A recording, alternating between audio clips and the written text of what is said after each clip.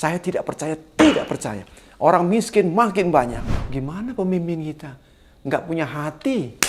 Bagaimana pemimpin kita? Korupsi makin gila. Fail state. Oh, negara gagal. Hukum di Indonesia ini hampir selalu didikte oleh money and power. Yang brengsek bisa menang, yang betul bisa kalah. Apa betul masuk penjara? Bohong. Banyak yang tidak masuk penjara. Saya kepengen Pak Prabowo, Ganjar, Pak Anies bicara how law enforcement yang bagus, yang berkeadilan, berkejujuran, macam-macam. Konsep jauh lebih bagus Anies Baswedan, Pak. Prabowo bertarung habis-habisan dengan melawan Ganjar. Final round ini menurut perkiraan saya, analisis saya, Ganjar. Assalamualaikum warahmatullahi wabarakatuh. Selamat datang di channel Abraham Samad Speak Up. Seperti biasanya, saya tidak sendiri. Hari ini saya menghadirkan seorang narasumber yang luar biasa. Sebenarnya, walaupun saya tidak memperkenalkan, saya yakin para netizen dan para pemirsa Abraham Samad Speak Up pasti mengenalnya. Tapi tidak ada masalah, saya memperkenalkan kembali. Beliau adalah Profesor Dr. Cipta Lesmana MA, seorang guru besar ilmu komunikasi politik yang sangat terkenal kritis, berani bersuara, yang kadang-kadang mungkin apa yang disampaikan membuat kita juga geleng-geleng kepala. Prof. Cipta, apa kabarnya? Baik, selamat siang. Aduh, sudah lama kita nggak bersuai, Prof. Ya, saya nggak percaya suatu hari ditelepon sama staf Pak Abraham. Saya diundang nih. Ini nggak salah alamat, saya bilang. Ya. Iya, jadi hari ini Prof, kita mengundang Prof nih ingin berdiskusi ya, melihat apa ini fenomena akhir-akhir ini. Iya. Ya, ada perhelatan yang akan dilaksanakan dalam waktu yang tidak terlalu lama, yaitu Pilpres dan Pemilu. Kita tahu semua bahwa Prof Cipta ini adalah seorang pakar ya, guru besar ilmu komunikasi politik. Jadi bisa menganalisa nih hal-hal yang terjadi berkaitan dengan Pilpres maupun Pemilu. Prof Cipta, kalau saya tanya, ini kan sudah ada di tengah-tengah masyarakat nih, calon-calon walaupun belum resmi. Ada Pak Ganjar Pranowo, Anies Baswedan, Prabowo Subianto. Hampir setiap survei yang dikeluarkan oleh lembaga survei itu berbeda-beda. Biasanya Prabowo nomor 1. Iya, kebanyakan Prabowo nomor 1. Iya. Kemudian ada juga Ganjar, kemudian Anies. Ini apa sih sebenarnya yang terjadi? Bagaimana menurut Prof Cipta ini sebenarnya? Ya, itu kan survei. Oke. Menurut survei. Jadi, para pemeriksa jangan tersinggung. Kalau saya sering mengatakan di kampus juga, jangan percaya sama survei. Jangan. Oh, jangan percaya. Lebih baik percaya sama Prof Cipta Lesmana. Wah, ini mantap nih. Percaya dengan Prof Cipta Lesmana. Sebab bukti sudah kelihatan, sudah berapa kali ketahuan, survei seringkali meleset. Bukan saja meleset, tapi karena faktor doku. Itu sering kejadian. Terutama waktu yang 4 tahun lalu itu. Yang Prabowo marah-marah sekali. Saya dikatakan paling nomor satu. Kok kalah saya? Dia dikibulin. Betawi katanya dikibuli oleh survei. Jadi menurut saya, para calon Capres, Cawapres, tetap saja pede, jalan sendiri. Jangan lihat survei. Ya melirik boleh, tapi jangan sampai makan nggak kenyang, tidur nggak bisa nyenyak gara-gara survei. Oke, Prof Cipta, ini kan kita nggak boleh percaya survei nih. Tapi kalau jangan sepenuhnya percaya. Oh, jangan sepenuhnya percaya. Okay. Bodoh ya. Yeah. Oleh karena itu saya ingin minta tanggapannya Prof Cipta. Sebagai pakar ilmu komunikasi, kalau kita lihat ketiga calon yang ada sekarang ini, bagaimana sih petanya dan siapa kemungkinan besar yang bisa keluar sebagai pemenang dalam Pilpres? Tadi saya katakan jangan percaya sepenuhnya pada hasil survei. Tapi Pak Abraham tanya saya, di antara ini siapa kira-kira yang agak lebih unggul gitu. Kalau saya jawab, nanti ada yang kritis bertanya kepada saya. Nah, patokannya apa Prof Cipta? Anda mengatakan si A nomor 1, si B nomor 2. Nah, patokannya setiap kali dia kampanye, dia bertemu dengan masanya, itu kelihatan. Berjubel atau cuma tukang beca 200 yang ikut misalnya gitu loh. Itu tanda-tandanya. Ya. Kalau saya perhatikan fenomena katakan 4 bulan atau 5 bulan terakhir. Dari fenomena yang saya amati, saya setiap hari. Ya, saya ahli komunikasi politik, tapi saya analis politik. Oke. Ya, analis politik. Ya, saya nggak mau terjebak dengan survei lagi. Oke. Kalau survei Prabowo number one. Number one. Kalau menurut analisis Prof. Cipta enggak? Ya, saya sudah katakan jangan terlalu percaya dengan survei. Ya, nanti Prabowo marah-marah lagi. Kok salah, kalah lagi gitu. Oke lah, sementara for the time being Prabowo number one, yang kedua Ganjar. Yang ketiga Anies. Oke. Yang kita lihat di koran-koran media sosial juga begitu ya. Tapi saya dalam hati, saya tidak mau percaya sepenuhnya. Oke, kalau analisis Prof. Cipta, bisa nggak dijelasin kepada kita plus minus dari ketiga calon ini? Ini kan supaya edukasi juga nih kepada masyarakat.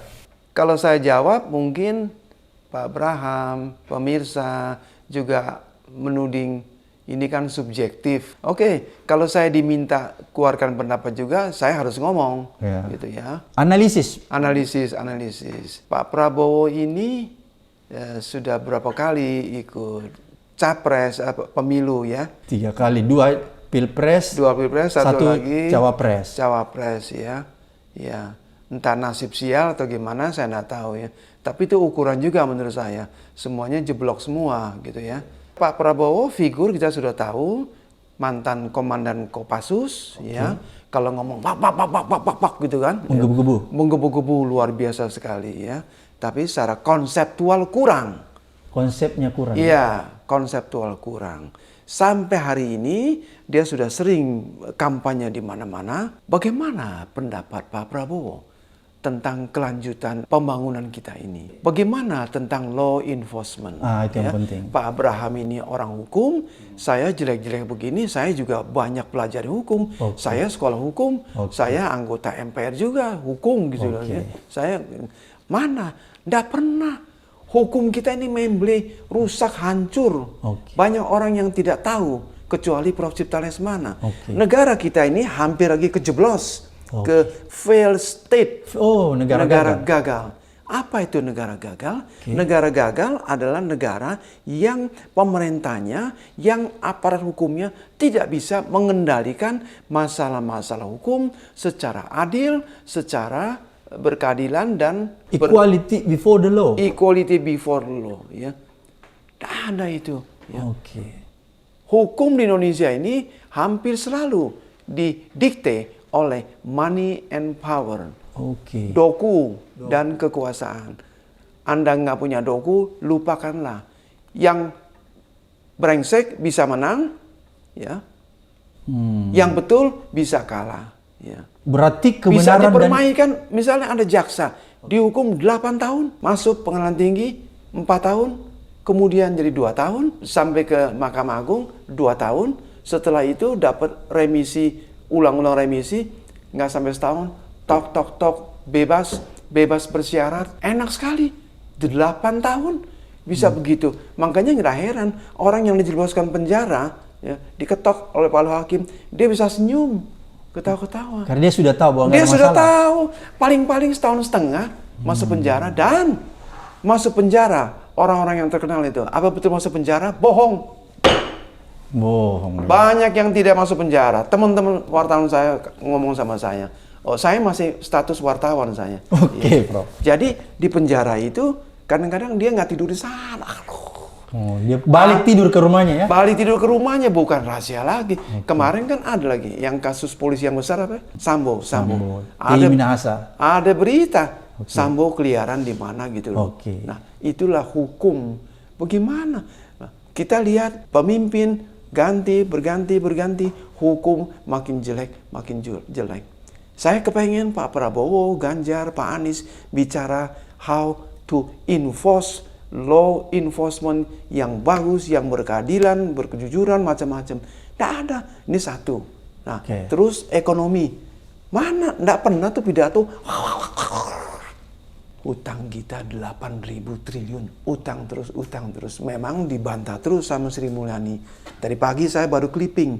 Saya tukang clipping. Ya, okay. Saya clipping koran sejak tahun 65 sampai sekarang. Ya. Rumah saya sudah kayak gunung clipping semua gitu ya. Ya, ya. Sri Mulyani mengatakan, jangan khawatir, kita bisa bayar lunas semua utang kita. Tapi how? Bagaimana? Ditantang sama Riza Ramli, ditantang sama siapa lagi tuh ya untuk berdebat di televisi. Sri Mulyani nggak berani berdebat gitu. Nah, cobalah para calon-calon presiden, calon wakil presiden. Mulai sekarang kita minta Pak Cipta Lesmana perintahkan, mulai sekarang pidatolah yang substantif. Bicara tentang ekonomi. Ekonomi makin bagus, makin bagus. Aduh, Pak Abraham, saya tidak percaya. Orang miskin makin banyak. Saya kan tukang mengamati saya. Saya bukan hanya pengamat politik, pengamat ekonomi, pengamat sosial semua. Saya kalau naik mobil, saya lihat di pinggir jalan itu, Pak. Aduh, Pak. Orang yang miskin masuk di gerobak, anaknya di gerobak juga, pungutin kotoran-kotoran macam-macam. Artinya, kemiskinan dipertontonkan di sepanjang jalan di Jakarta, kota metropolitan, ibu kota. Gap between the rich and the poor makin gila, makin gila, makin gila. Kalau dikatakan makin maju, saya nggak percaya itu. Itu ekonomi, ya, hukum. Kita lihat pemandangannya sangat prihatin. Nah, tunggu sebentar Pak Abraham. Satu lagi, kita mall makin banyak. Iya. Waduh, mewah. Bertebaran. Bertebaran. Oke. Tapi jarang orang memperhatikan di mall-mall itu, ya, banyak pegawai mall. Jadi Pak Abraham habis makan, ya, makan mungkin 500.000, terus angkat kursi, pergi, ada orang-orang yang ambilin sisa-sisa makanan Pak Abraham, dimakan gitu Pak. Itu saya tunjukin amati ya? Saya tunjukin istri saya, lihat tuh, kesian sekali. Gimana pemimpin kita? Nggak punya hati. Jadi saya perhatikan gitu-gituan hal kecil. Istri saya bilang, kamu ngapain perhatikan gitu-gituan? Nah, saya tidur kadang-kadang nggak bisa tidur. Kesian. Bagaimana pemimpin kita? Korupsi makin gila sekali gitu ya. Apalagi narkoba. Aduh. Jangan-jangan tuh narkoba yang disita dijual lagi, dimain lagi sama oknum-oknum polisi. Ya, itu kan ada bintang 2. Ya. Baru diangkat jadi Kapolda. Ya. Diembat 25 kilo. Gila betul-betul. Itu gimana Kapolri itu ya? Kapolri. Apa dia nggak teliti dulu? Bagaimana kebersihan calon Kapolda ini? Diangkat nggak taunya gila. Berarti ada masalah dong dalam pemerintahan sekarang ini? Bukan ada masalah. Banyak masalah. Dan Jokowi kita lihat senyum. Kadang-kadang senyumnya empetin juga gitu loh. Okay. Ditanya sama wartawan, Pak Jokowi, bagaimana nih? Siapa yang dipilih nanti oleh Presiden Pak Jokowi ini? Tanya Gibran, jangan tanya saya. Wartawan ke Gibran tanya, Mas Gibran, siapa yang dipilih nanti oleh Pak Presiden? Tanya Pak Jokowi. Ini kan kayak bercanda gitu Pak. Aduh. Jadi urus negara kayak bercanda ya? Urus negara kayak bercanda gitu. Ini negara lagi serius ini Pak. Aduh Pak, nggak tenggelam ya kita alhamdulillah gitu Pak, alhamdulillah.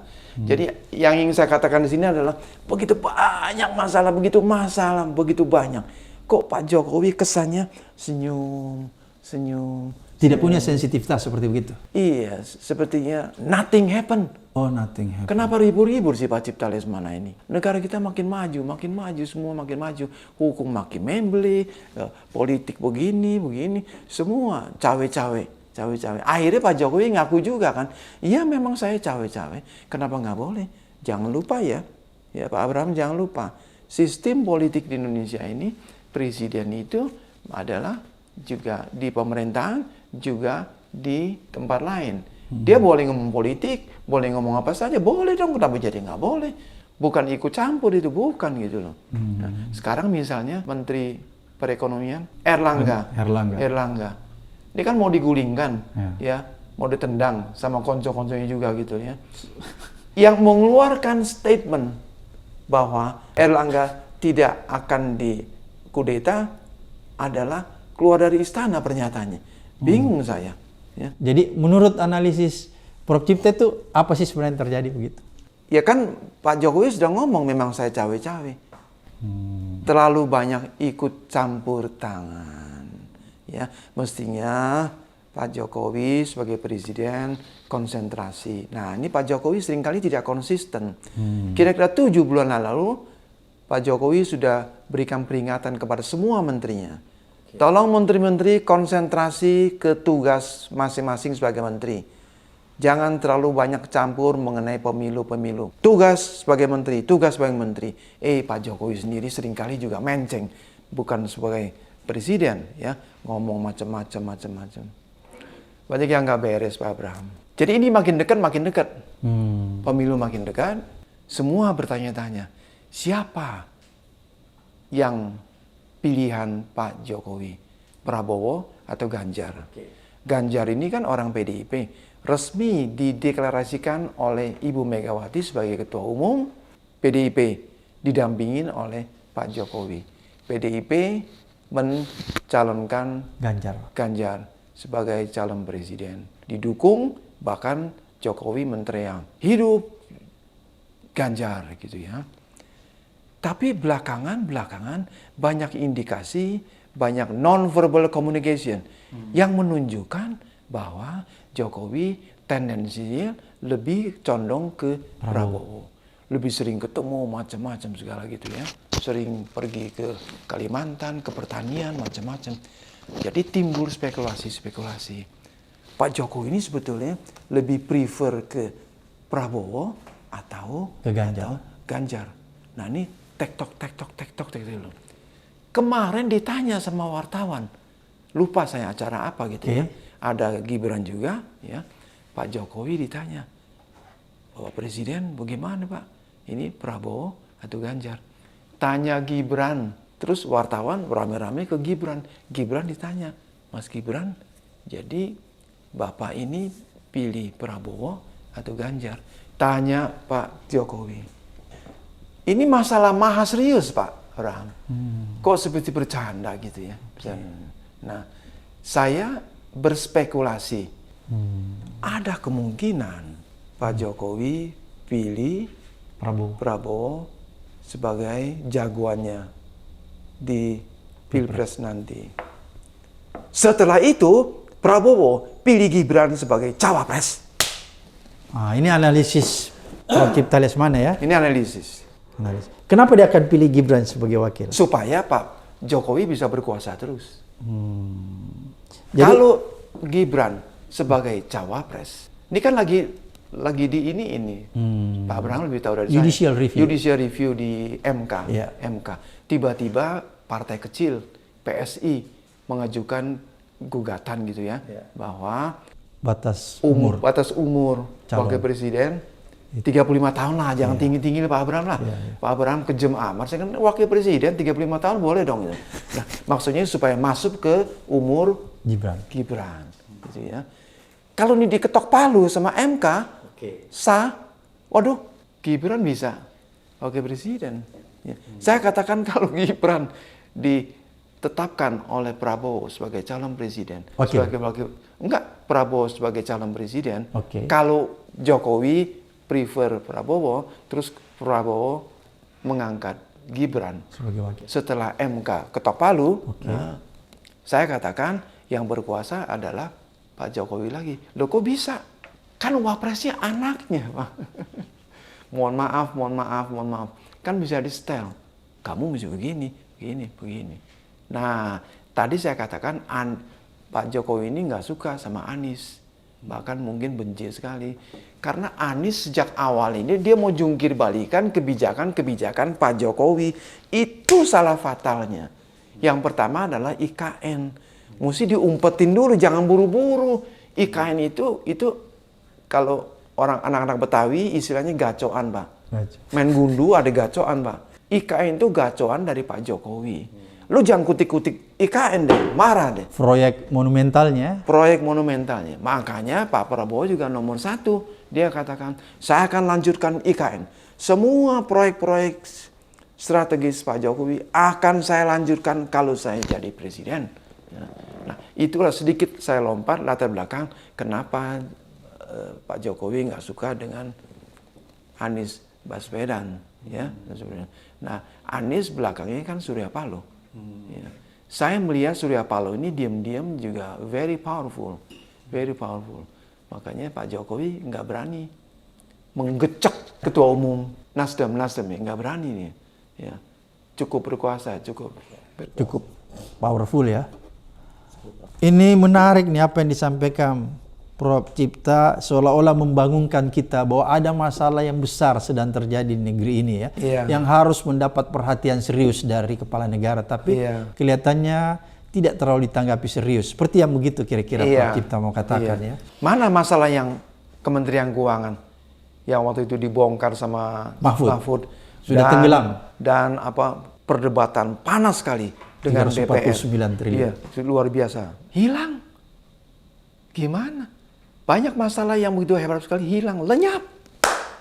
Tidak ada ujung-ujungnya. Tidak ada ujungnya lagi sampai di mana waktu itu serius sekali. Semua ke sana, termasuk Pak Cipta juga dikibulin juga. Tiap hari saya nonton televisi terus plototin. Jumlahnya yang begitu besar. Sekarang nggak ketahuan lagi bagaimana gitu. Dan Prof. Mahfud sudah diam. Sudah diam. Nah, kemarin contoh lagi, ini contoh kecil tapi menurut saya serius. Prof. Mahfud juga inconsistent. Menteri yang seringkali inconsistent, tidak konsisten. Begitu meledak kasus kepala Basarnas, dia keluarkan pernyataan. Siapa yang ngemplang, ya mesti dihukum. Ngemplang ini bahasa Betawi, pemirsa tahu gitu ya. Siapa yang ngemplang, ya mesti dihukum. Memang betul. Semua juga sependapat, nggak usah ahli hukum, harus dihukum. Oleh karena itu, yang penting bintang 3 ini harus dihukum. Nggak peduli dia kepala Basarnas. Sehari kemudian dia keluarkan pernyataan yang berbeda lagi. Jangan ribut-ribut soal kasus Kabarnas. Nanti kasusnya hilang kalau ribut-ribut. Gimana Pak Mahfud? Mahfud saya kenal baik. Suka kontak-kontak, saya suka kasih masukan Pak Mahfud. Bingung. Dia juga pusing mungkin. Terlalu banyak masalah. Prof. Cipta, kita kembali lagi nih. Masalah Pilpres ya. Tadi Pak Prof. Cipta sudah kemukakan mulai satu persatu, mulai dari Prabowo. Sekarang kita pindah lagi nih. Udah dianalisis nih ya, Prabowo, Ganjar. Ya. Sebelum Ganjar saya ke Anies dulu. Anies dulu. Anies Anies ini seorang, dia scholar. Intelektual, scholar. Anies pintar sekali. Cerdas ya? Cerdas dia, sekolah pintar. Kan beda pintar dengan cerdas ya? Beda ya, pintar. Speech-nya, pidatonya sangat bermutu dan memukau dibandingkan yang kedua ini ya. Saya dekat sama Anies sebelumnya. Konsep, brilian konsepnya. Brilian ya. Dia mengangkat soal kesejahteraan, soal kemiskinan, soal gap. Persis seperti yang sudah diangkat oleh Profesor Cipta Lesmana. Mungkin dia juga nyontek saya. Mungkin. Jadi dia meniru ya? Jadi Anies ini meniru Prof. Cipta Lesmana ya? Saya nggak berani ngomong begitu. Gitu. Terlalu gegabah saya. Tapi dia punya konsep. Cuman yang kita tembak adalah waktu lu jadi gubernur, lu jalankan tidak konsep itu. Tidak kan? Jadi ngomongin doang gitu. Misalnya yang di reklamasi. Dulu digencar terus, dihajar terus. Nggak boleh. Itu nanti bisa banjir gimana itu. Sampai dibawa ke pengadilan, Pak. Pengadilan, ya, lama di pengadilan. Akhirnya hilang juga tuh kasus. Ya. Sekarang makin hebat tuh. Reklamasinya luar biasa sekali. Ya. Semakin keluar. Ya, terus dia bicara soal keadilan, soal kemiskinan. Bagus. Di situ saya bilang sama teman-teman saya, Anies konsepnya bagus sekali. Tinggal permasalahannya. Lebih bagus dari Prabowo. Konsep-konsepnya jauh lebih bagus. Mohon maaf Pak Prabowo gitu ya. Saya kenal tapi saya minta maaf dulu gitulah. Konsep jauh lebih bagus Anies Baswedan Pak. Cuman orang bertanya-tanya, ya, lu bisa laksanakan tidak? Sudah ada contohnya. Gubernur kan boleh bilang ya presiden tingkat bawah gitulah gitu ya. Waktu gubernur enggak. Banjir gimana banjir? Kok dia mengatakan air itu keluarnya dari bawah, dari mana gitu ya. Jadi yang di bawah mesti dipendam gimana, diketawain sama orang Pak. Terus bikin resapan gitu ya. Terus bikin ini kan, dia gali-gali, dia bikin apa gitu ya. Salah lagi konsepnya. banyak orang yang kejeblos di jalan Tamrin itu, banyak yang kejeblos gitu ya. Ya, terus soal banjir, aduh, mana banjir, macet. Kok tiba-tiba waktu jadi gubernur ada survei katanya, Indonesia ini kemacetan makin bagus, ya, penanganan kemacetan makin bagus. Saya bilang, makin macet. Oh gitu. Iya. Tidak sesuai dengan yang Prof Cipta lihat. Iya, aduh Pak, kan tiap hari kita keluar, ya, naik motor, naik mobil, kemacetannya bagaimana gitu ya. Nah, di sini Jokowi lebih hebat soal kemacetan. Dulu presidennya SBY mengeluarkan mobil yang emisi, mobilnya lebih murah gitu Pak, lebih murah. Nah, Jokowi berani Pak, dia kritik Presiden SBY. Ini gimana Pak SBY? Saya capek-capek mengatasi kemacetan. Kok sekarang dibanjirin mobil murah, mobil apa segala gitu ya? Yang bagaimana? Ya, habislah proyek saya ini yang menangani kemacetan. Masih ada keberanian gitu. Nah, Anies kemacetan, Jakarta masih salah satu kota yang paling gila kemacetannya di dunia, in the world. Sampai sekarang Pak. Ya. Bagaimana bisa tangani kemacetan? Karena motor, mobil makin banjir. Tapi kan sekarang sudah bukan Anies. Iya. Oke. Waktu Anies, gitu. waktu jadi ini kita bicara waktu jadi gubernur. Oh, dia tidak mengatasi ya. Tetap macet juga. Terus polusi gimana polusi? Salah satu yang paling kotor di dunia ini. Waktu jadi, ini bicara waktu Anies sebagai gubernur. Ya, kalau sekarang nggak bisa dong. Gitu. Sekarang ditampilkan lagi mengenai konsep-konsepnya. Saya katakan tadi awalnya per konsep bagus. Ya. Tapi tidak ada realisasi. Ya, ya kita lihat realisasinya memang harus dilihat dari mundur waktu jadi gubernur. Sangat kurang. Itu kan dia mengusung konsep perubahan. Bagaimana dengan konsep perubahan yang disampaikan dalam pidatonya kalau menurut Prof Cipta menganalisa? Itu yang bikin Jokowi sebel sekali. Kenapa Jokowi sebel? Waduh, bikin Jokowi sebel, bikin Jokowi dia mau cekek Anies Baswedan itu. Iya. Dia mau jungkir balikan konsep proyek-proyek Jokowi. Perubahan. Ya, infrastruktur, terutama IKN. Itu yang bikin Pak Jokowi marah. Sekarang begini, kita boleh ngomong belak-belakan gitu ya. Asal jangan menghina. Kita enggak boleh. Jokowi tetap Presiden Republik Indonesia.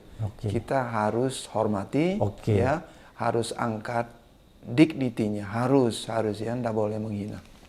Saya nggak seperti pengamat yang lain, hantem Jokowi gila-gila. Nah, saya nggak punya gun. Jokowi sejak awal mungkin didorong-dorong oleh beberapa pembantu dekatnya.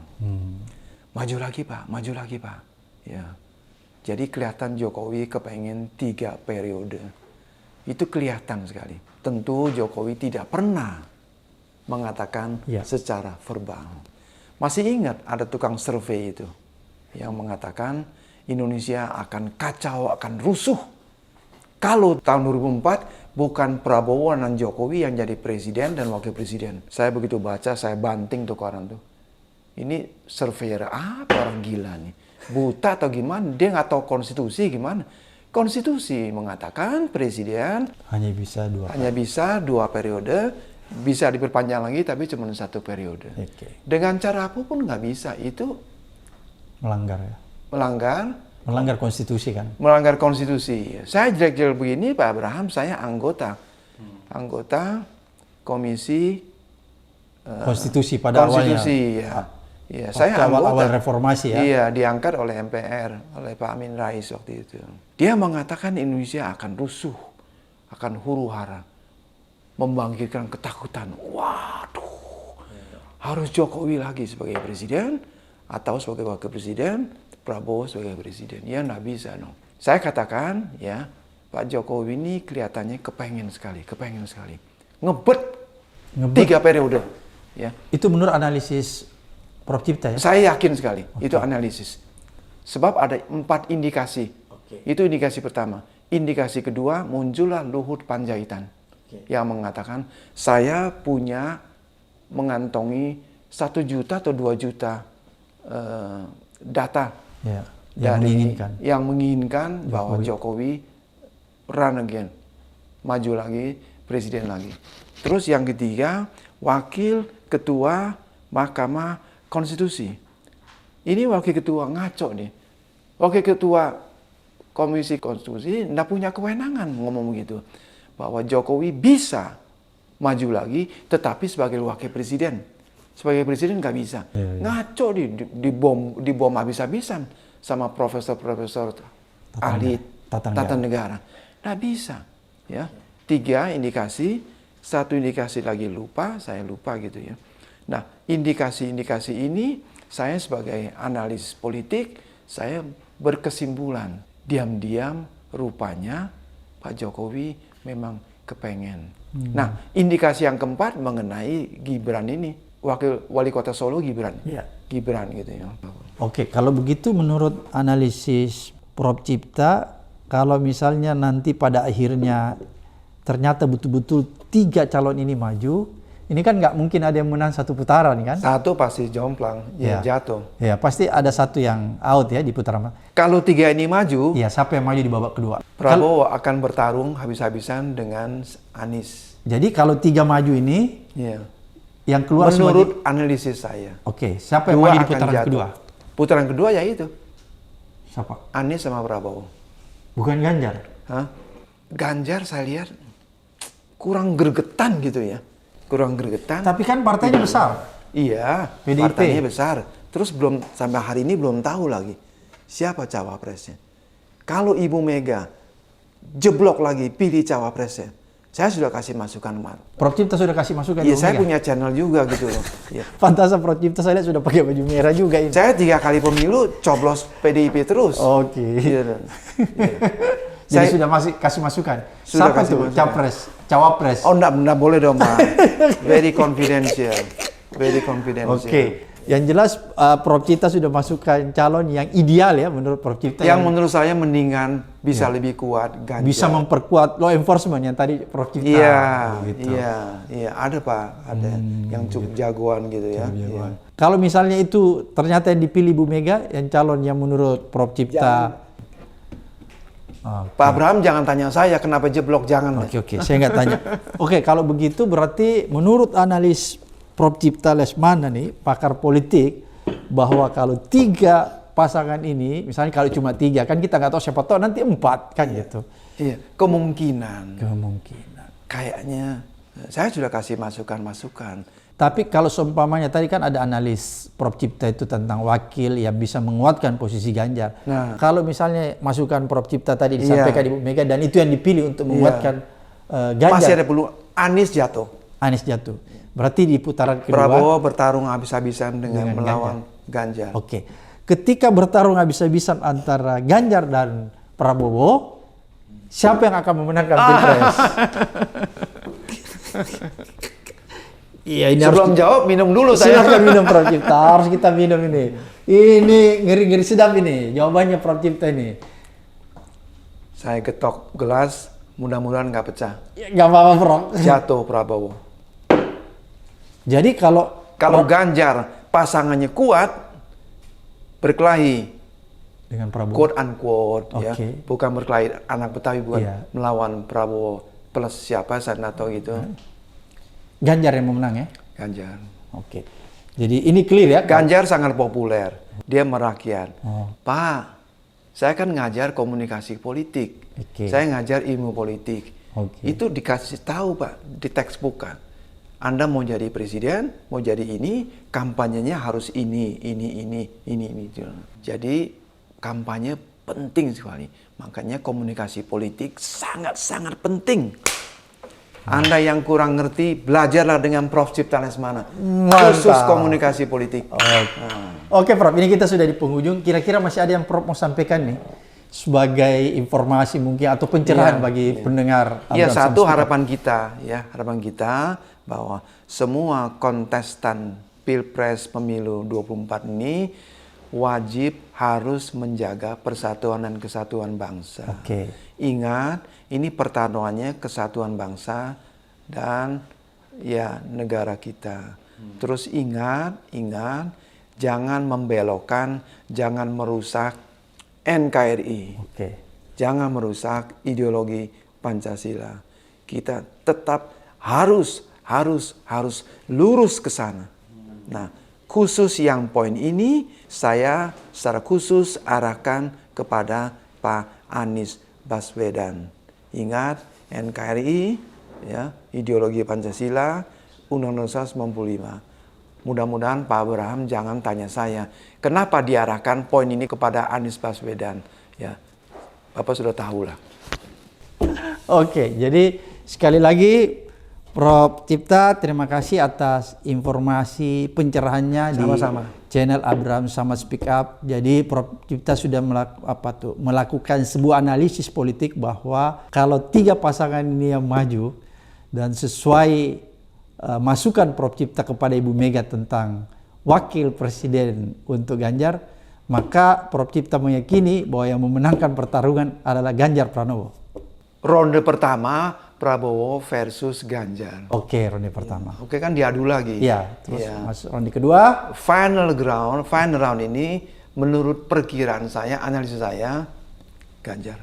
Oke, sekali lagi terima kasih Prof. Cipta atas pencerahan edukasi yang sudah disampaikan di channel Abraham Samad Speak Up. Sampai ketemu di episode berikutnya.